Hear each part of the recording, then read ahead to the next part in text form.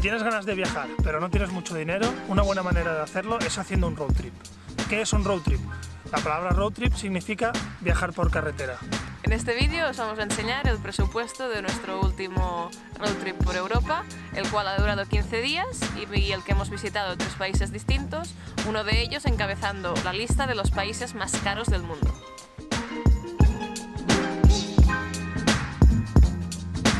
A la hora de plantearnos hacer el road trip tuvimos en cuenta 4 puntos clave que serían los gastos principales de este viaje: el alojamiento, la comida, el combustible y los peajes. En cuanto a alojamiento, nosotros decidimos adecuar nuestro coche para poder dormir en él y así ahorrarnos una gran parte de este gasto. En total de alojamiento gastamos 160 €, 60 de los cuales fueron dedicados a un colchón hinchable y un hinchador eléctrico para el coche. Los 100 € restantes se fueron en una noche de hotel que hicimos en Lyon. Ya os podéis hacer una idea de lo que podía haber costado este viaje si hubiéramos ido cada noche a un hotel.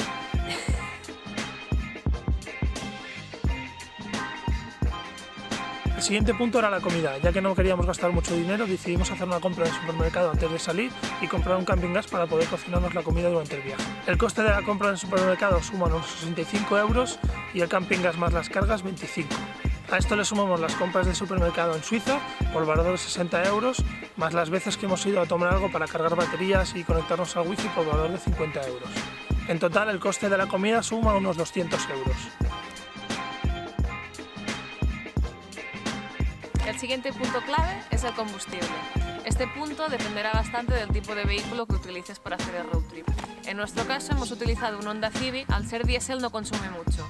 Nosotros aproximadamente hemos hecho unos 2.500 kilómetros y nos ha costado alrededor de 250 € en total en combustible. El último punto a tratar son los peajes. Este va muy relacionado con lo anterior, ya que dependiendo cómo planifiques tu ruta, el precio de estos irá variando. Tiene hipo. Tengo hipo.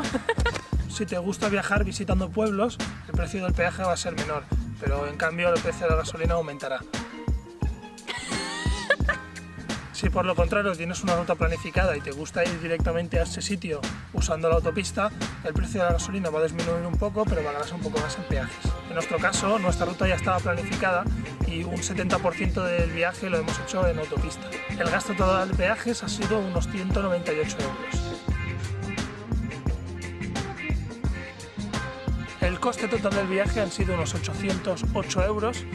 Hay que tener en cuenta que hemos estado en 3 países distintos y hemos visitado más de 10 grandes ciudades. Llegados a este punto, solo nos gustaría deciros de que os animamos a hacer un viaje como el que hemos hecho nosotros.